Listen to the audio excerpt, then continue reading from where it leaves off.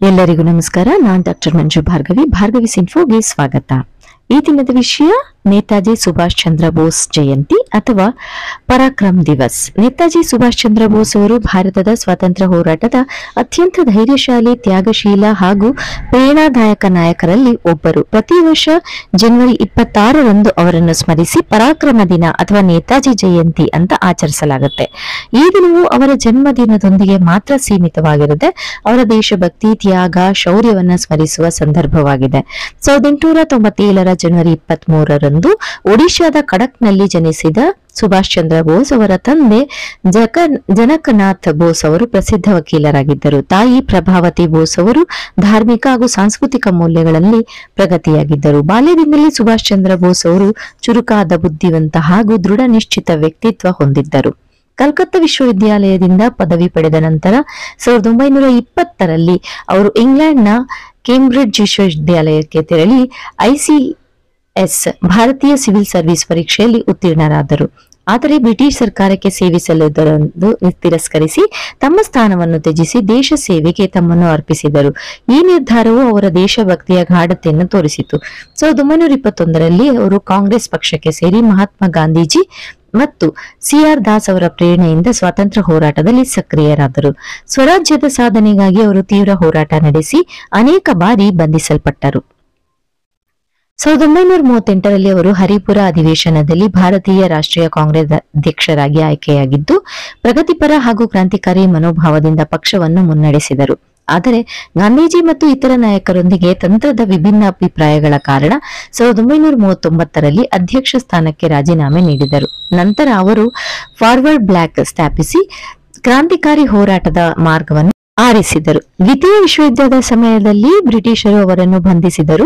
1941ರಲ್ಲಿ ಧೈರ್ಯಶಾಲಿಯಾಗಿ ಗೃಹ ಬಂಧನದಿಂದ ಪಾರಾಗಿ ಜರ್ಮನಿಗೆ ತೆರಳಿದ್ರು. ಅಲ್ಲಿಂದ ಜಪಾನ್ಗೆ ತೆರಳಿ ಅಲ್ಲಿ ಭಾರತೀಯ ರಾಷ್ಟ್ರೀಯ ಸೈನ್ಯವನ್ನು ಪುನರುಜ್ಜೀವನಗೊಳಿಸಿದರು. ನೇತಾಜಿ ಅವರ ನೇತೃತ್ವದಲ್ಲಿ INA ಚಲೋ ದಿಲ್ಲಿ ಘೋಷಣೆಯೊಂದಿಗೆ ಬ್ರಿಟಿಷ್ ಸರ್ಕಾರವನ್ನು ಎದುರಿಸಲು ಮುನ್ನಡೆದಿತ್ತು.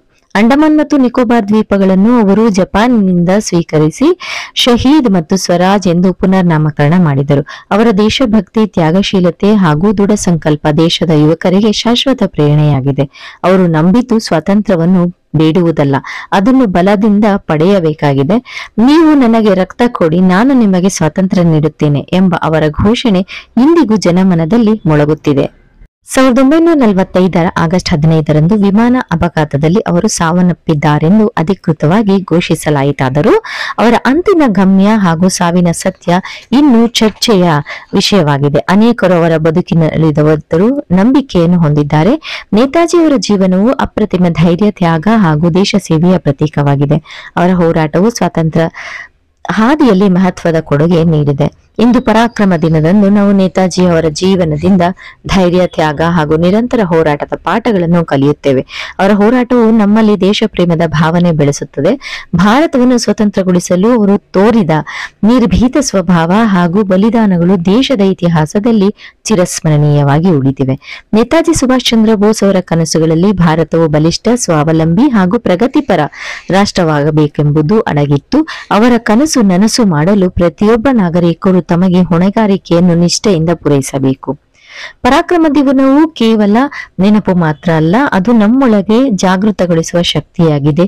ನೇತಾಜಿಯ ಜೀವನವನ್ನು ತಿಳಿದುಕೊಂಡಾಗ ತ್ಯಾಗ ಮತ್ತು ಶೌರ್ಯವು ಯಾವ ಮಟ್ಟಿಗೆ ಒಬ್ಬ ವ್ಯಕ್ತಿಯನ್ನು ಅಮರನನ್ನಾಗಿಸುತ್ತದೆ ಎಂಬುದನ್ನು ಆರಿಸಬಹುದು.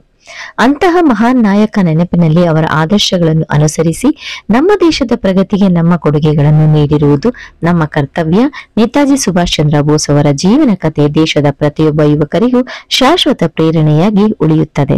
ನನಗೆ ತಿಳಿದಿದ್ದಷ್ಟು ವಿಷಯಗಳನ್ನ ನಾನು ನಿಮ್ಮೊಟ್ಟಿಗೆ ಹಂಚಿಕೊಂಡಿದ್ದೀನಿ. ಏನಾದ್ರು ತಪ್ಪಾಗಿದ್ರೆ ಕ್ಷಮಿಸಿ. ಈ ವಿಡಿಯೋ ನಿಮ್ಗೆ ಇಷ್ಟ ಆಗಿದ್ರೆ ಲೈಕ್ ಮಾಡಿ, ಕಾಮೆಂಟ್ ಮಾಡಿ, ಶೇರ್ ಮಾಡಿ, ಹಾಗೆ ಸಬ್ಸ್ಕ್ರೈಬ್ ಮಾಡೋದನ್ನ ಮರಿಬೇಡಿ. ಧನ್ಯವಾದಗಳು.